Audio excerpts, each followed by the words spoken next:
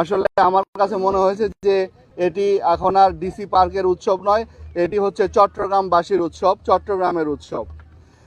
বাংলাদেশের সবচেয়ে মানে বৃহত্তম একটি ফুল উৎসব, যেটি আগামী 9 জানুয়ারি থেকে মাসব্যাপী চট্টগ্রামের ডিসি পার্কে অনুষ্ঠিত হতে যাচ্ছে।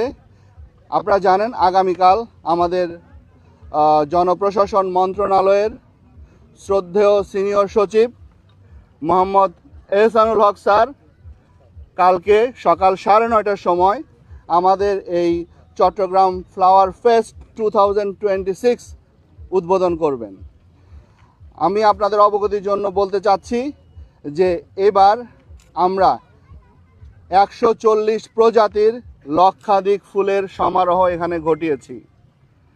আমরা রংধনুর রঙে সাজিয়েছি এই ডিসি পার্ককে। আমরা বিশ্বাস করি যে বন্দর নগরী চট্টগ্রাম, যে নগরীতে রয়েছে একটি এয়ারপোর্ট, রয়েছে একটি সিপোর্ট, রয়েছে বিভিন্ন ব্যবসা প্রতিষ্ঠান, এই নগরীর মানুষের ব্যস্ততা অনেক। এই প্রচণ্ড ব্যস্ততার মধ্যে এই শীতের সময়ে এই জীবনটাকে একটু উপভোগ করার জন্য, একটু সতেজ সবুজ রঙিন ছোঁয়া দেওয়ার জন্য জেলা প্রশাসন চট্টগ্রাম প্রতিবারের ন্যায় এবারের এই ফুল উৎসব আয়োজন করেছে। এবারের ফুল উৎসবে আমরা নতুন অনেকগুলো বিষয় সংযুক্ত করেছি। আপনারা জানেন প্রতি বছরই এই ফুল উৎসবকে ঘিরে আমাদের গ্রামীণ যে কালচার আছে, আমাদের গ্রামীণ যে সংস্কৃতি আছে, সেই সংস্কৃতিগুলোর আমরা বিকাশ ঘটিয়ে থাকি। পাশাপাশি আমাদের সংস্কৃতির সাথে বিদেশি সংস্কৃতির একটা মেলবন্ধনও তৈরি হয় আমাদের এই উৎসবকে কেন্দ্র করে।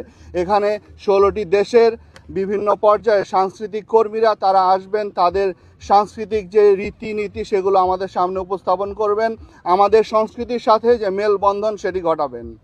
আমরা আরও করেছি এখানে আমাদের সকল বয়সীদের জন্য, যেমন থাকবে ছোট বাচ্চাদের জন্য নতুনভাবে আপনারা দেখেছেন আমাদের পুকুরের ওই পাশটায় আমরা এবার পুরো বাচ্চাদের জন্য একটা কিড জোন করে দিয়েছি। গতবারের মতো যে কিড জোন সেটিও ছিল, এবার নতুনভাবে সংযোজিত হয়েছে।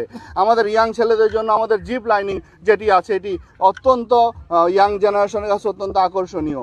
আমাদের প্যাডেল বোট থেকে শুরু করে আমাদের বিভিন্ন ধরনের নতুন রাইড আমরা সংযুক্ত করেছি এবং এর পাশাপাশি বেশ কিছু নতুনভাবে সাজিয়েছি, স্ট্রাকচার তৈরি করেছি।